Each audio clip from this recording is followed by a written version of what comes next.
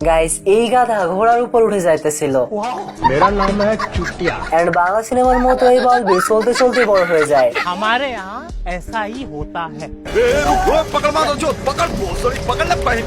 এই দেখেন, বালবির বাল পাকনামি শুরু করে দিছে। মানে সামান্য একটা দড়ি দিয়ে ঘূর্ণিঝড়কে আটকানোর ট্রাই করতেছে।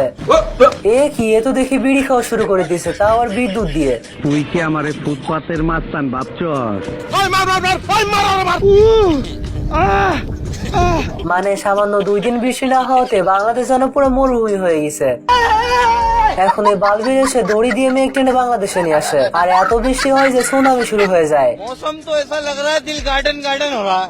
গাইস, এদিকে বলদ মার্কা ডাকাত গুলো গরু ডাকাতি করতেছিল, আর তখন এখানে বালবির চলে আসে। আর ঘোড়া, গাধা আর গরু মিলে চলা শুরু করে। তো যাই হোক, চলতে চলতে এরা মরুভূমির মধ্যে চলে আসে। पानी नहीं मिलता, सारी रात पानी के लिए परेशान। তো বালবির একটা সামান্য কাঠের স্টাম্প নিয়ে মরুভূমির মধ্যে নদী কেটে ফেলে।